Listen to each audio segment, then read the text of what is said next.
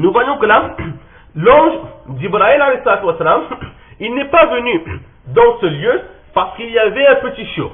Certes, ce n'était pas un chien de garde, ce n'était pas un chien de chasse, mais c'était un chien qui s'était caché de la maison du prophète sallallahu alayhi wa sallam à l'insu des habitants de cette maison. Personne ne savait la présence de cet ange et malgré leur ignorance, l'ange Jibril n'était pas venu. Donc c'est la présence de la créature elle-même, quelle que soit la raison pour laquelle elle est là. Elle est là à notre insu, elle est là pour la chasse, elle est là pour le gardiennage. Cet animal-là est là, par exemple, pour surveiller le bétail, etc. Quelle que soit la raison de sa présence, c'est la créature, le chien lui-même, qui n'est pas apprécié par les anges, qui fait que ces animaux, que ces anges qui sont purs resteront éloignés de ces animaux. Donc, Allah Manawi, il dit qu'en apparence, c'est un avertissement qui est général, quelle que soit la raison pour laquelle on garde ce chien dans notre maison. Maintenant, vous direz-vous, pourquoi cette spécification pour les chiens? Cet animal, certes, il est impur, mais le chien lui-même, il n'a rien fait. Preuve de lui. Pourquoi est-ce qu'à cause de lui, les anges ne viennent pas? Quelle est la raison? Il faut savoir que les anges, s'ils ne viennent pas, ce n'est pas directement à cause de l'animal, de la créature lui-même. L'une des raisons pour laquelle l'ange n'entrera pas dans ce genre de maison, c'est que, tout simplement, là où les ordres d'Allah ne peuvent être respectés dans leur intégralité, alors les anges qui aiment la pureté ne seront pas présents.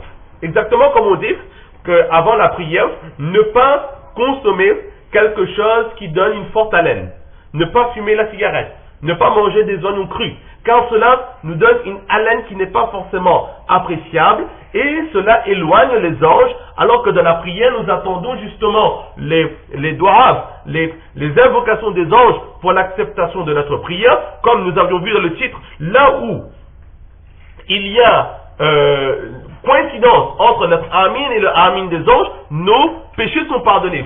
Donc dans notre prière aussi, les anges ils sont là. Dans notre prière, les anges ils sont présents. Et ne pas manger ce qui donne mauvaise haleine, cela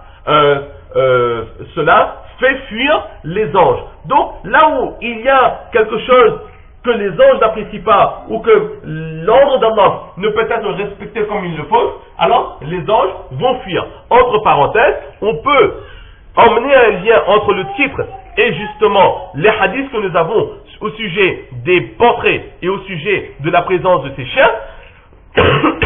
Dans le chapitre, Imam Bukhari, il nous demande de coïncider notre amin avec celui des anges. Et justement, pour coïncider notre amin avec celui des anges, il faut que les anges soient présents au lieu où nous accomplissons la prière. En l'occurrence, qu'il n'y ait pas là où nous faisons la prière, ni de chien, ni de portrait, un lien que l'on peut mettre entre ce hadith et le chapitre. Donc là où il y a ce genre de non-sens, ou là où il y a ce genre de contradiction entre ce que les anges ils aiment et ce qu'il y a autour de nous, alors les anges, ils s'en vont. Et justement, les chiens, ce sont des créatures qui très souvent mangent les impuretés. Les chiens, souvent, les chiens qu'on va élever peut-être, ils vont manger des croquettes, etc. Mais ces croquettes, que souvent ils mangent et que nous avions déjà dit précédemment, ils sont faits à base souvent de chair, de viande d'animaux qui n'ont pas été sacrifiés selon le rite islamique. Donc ils mangent tout ce qui n'est pas sacrifié selon le rite islamique, ils sont considérés comme cadavres, donc ils sont considérés comme impurs. Les chiens, ils ont tendance à manger ce qui est impur, en l'occurrence le cadavre d'autres animaux. Et les anges, ils n'aiment pas les impuretés, donc là où il y aura un chien qui est donc impur, ces anges, ils vont se rétracter, ils vont reculer, ils n'entreront pas. Ou encore, comme on a dit, certains chiens sont surnommés des satans, des shaitans. C'est pour cela que les anges ne viennent pas là où il y a les chiens. Ou encore les chiens, ils ont une odeur spécifique. Très souvent, si on regarde bien, le chien, ils ont une certaine odeur, dégage de ces animaux une odeur que les anges n'apprécient pas, et les anges, justement, ils n'aiment pas ces mauvaises odeurs. Et étant donné que l'être humain, le musulman, il a, malgré l'interdiction de garder à ses côtés un chien, il a quand même gardé ce chien, il est parti à l'encontre des ordres d'Allah subhanahu wa ta'ala, en punition, il sera privé d'anges qui feront pour lui des doigts, qui prieront pour sa prospérité et qui imploreront Allah subhanahu wa ta'ala son acceptation. Pourquoi faire un doigt pour quelqu'un qui désobéit à Allah? Donc, si vous voulez, c'est une sorte de punition pour celui qui est parti à l'encontre des ordres d'Allah subhanahu wa ta'ala. Là, c'est une explication qui est donnée quant à la raison de celui qui garde un chien. Maintenant, une question qui est soulevée, c'est que nous avons donné des réponses pour le chien, etc. Mais il y a un animal qui est plus impur et plus détesté et plus détestable que le chien, c'est celui que nous avions mentionné tout à l'heure, en l'occurrence le porc. Et pourquoi est-ce que dans ce hadith, eh bien le porc, il n'est pas mentionné? Wallahu alam. La première réponse, peut-être qu'il est loin d'imaginer qu'un musulman garde un animal qui est illicite dans son intégralité, dans sa propriété. Donc, il est logique, étant donné qu'un musulman en général ne gardera pas, n'élèvera pas, ne consommera pas ce genre d'animal, donc il n'était pas nécessaire de le mentionner dans le hadith, ou peut-être que c'est une sagesse de la part d'Allah subhanahu wa ta'ala de spécifier uniquement le chien et de ne pas parler du porc ou du cochon. Donc voilà ce que l'on peut dire sur ce hadith. Nous voyons immédiatement le hadith qui suit. وبه قال حدثنا أحمد قال حدثنا ابن وهب قال أخبرنا عمرو أن بكير بن الأشج حدثه أن بصر بن سعيد حدثه أن زيد بن خالد الجهني رضي الله تعالى عنه وعنهم أجمعين حدثه ومع بصر بن سعيد عبيد الله الخولاني الذي كان في حجر ميمونة رضي الله تعالى عنها زوج النبي صلى الله تعالى عليه وعلى آله وسلم حدثهما زيد بن خالد قال أن أبا طلحة حدثه أن النبي صلى الله تعالى عليه وعلى آله وسلم قال لا تدخل الملائكة بيتا فيه سورة.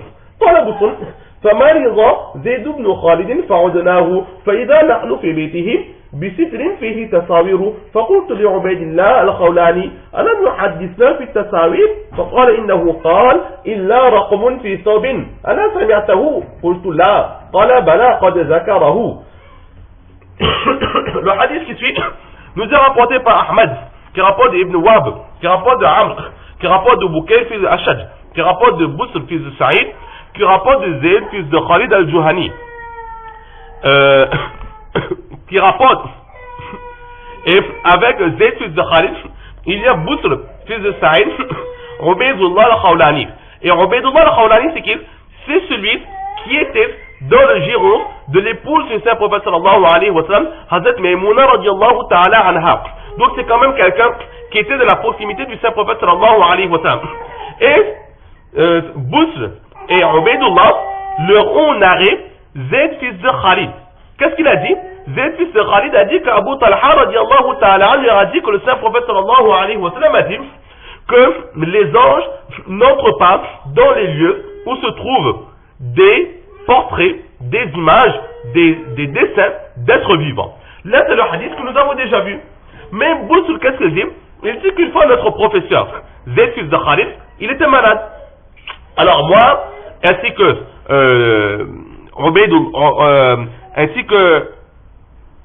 Ubaydullah, son ami donc, nous sommes allés rendre visite à Hazrat Zayd, donc radiallahu ta'ala, notre professeur qui était malade, nous sommes allés le voir.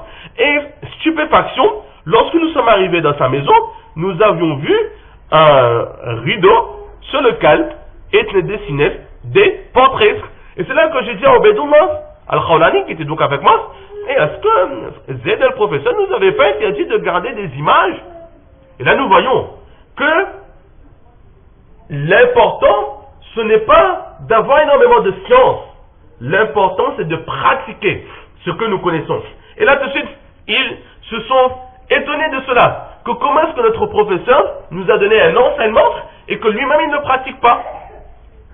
Et c'est là que, lorsqu'il a posé cette question à Ubaydullah al-Khawlani, son ami va lui répondre فَقَالْ إِنَّهُ قَالْ إِلَّا رَقْمٌ, que oui, effectivement, il avait parlé des interdictions de dessin comportant des êtres vivants, mais dans son enseignement, il avait précisé, sauf ceux qui sont brodés, ceux qui n'ont pas d'ombre, les portraits qui sont brodés sur des tissus, etc., il y a cette autorisation.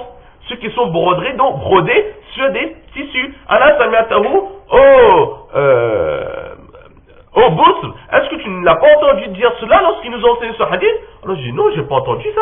Alors Ubaydullah m'a dit si, je me rappelle très bien, il avait précisé, ce qui est brodé, cela est autorisé, et quand cela n'est pas brodé, mais qu'il y a une ombre, donc c'est interdit. Donc par rapport à cela, il ne va pas à l'encontre de son enseignement. Donc voilà ce qu'il en est pour ce hadith. L'explication, les règles au sujet des portraits, des dessins, etc. On en a déjà parlé.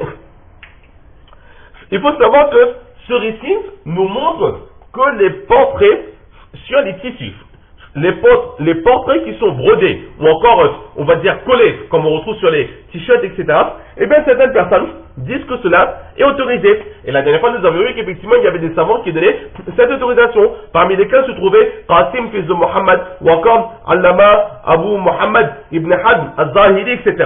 Cependant, l'autorisation de garder des rideaux brodés, ou encore des vêtements sur lesquels il y a de la broderie ou qui est cousu des portraits d'êtres vivants, cela n'est pas autorisé selon l'avis d'énormément de savants. Ainsi, Imam Nawawi alayhi rahman, il dit que illa rahmoun que nous avons dans ce récit, que Zayd, le professeur donc, Zayd fils de Khalid, il a dit que nous avons l'autorisation de garder cette broderie uniquement sur les tissus. Cette exception se fait uniquement pour les représentations de corps inertes, tels que les plantes, les arbres, le paysage, etc., etc. C'est la première explication. Si, dans ce récit, il y a une autorisation de garder des broderies ou des coutures d'êtres vivants sur nos vêtements ou sur le rideau, si cela s'avère exact, alors ils diront que c'est un récit qui précède l'interdiction. Lorsque Zayd ibn Khalid, il avait donné cet enseignement, à ce moment-là, l'interdiction de garder tout ce qui est broderie ou couture sur les vêtements n'avait pas encore été donnée, et plus tard, le prophète sallallahu alayhi wa sallam va l'interdire. Ou encore, Illa Rahmoun, Zayd ibn Khalid, il veut ici dire que nous pouvons garder les images de corps vivants à condition qu'ils ne sont pas reconnaissables, comme nous avions donné comme explication la dernière fois. Et cette explication, Ibn Abdul Bar, il relate cette explication, ces réponses de la majorité des savants. Donc, pour revenir à l'enseignement que nous avions vu la dernière fois, qu'effectivement, il y a certains qui donnent cette autorisation, il peut y avoir cette possibilité, mais tant que possible, évitons cela. Donc, que ce soit sur les tapis, etc., à éviter au maximum, et tout ce qui est sur les vêtements. Alors là, encore plus, dans cette explication, nous voyons que la majorité des savants sont d'avis que sur les vêtements que nous portons, cela n'est pas autorisé, même si quelques savants donnent l'autorisation, mais la majorité donne cette interdiction. Donc, nous resterons sur la position que sur nos vêtements, sur les rideaux. Donc, tout ce qui n'est pas piétiné, tout ce qui n'est pas caché de sa valeur, cela, tant que le tissu n'est pas mis en valeur, cela sera autorisé, mais à éviter. Mais lorsque le tissu il sera mis en valeur, tel que sur un rideau ou sur les vêtements que nous portons, donc cela restera interdit. Donc voilà ce que l'on peut dire aussi sur ce hadith. Donc il reste encore un hadith sur les portraits. On va essayer de le voir immédiatement. Donc le hadith qui suit, c'est un hadith qui nous est rapporté par Yahya fils de Sulayman. وبه قال حدثنا يحيى بن سليمان قال حدثني ابن وهب قال حدثني عمر وهو ابن محمد عن سالم عن أبيه قال وعلى النبي صلى الله تعالى عليه وعلى آله وسلم جبرائيل فرات عليهم حتى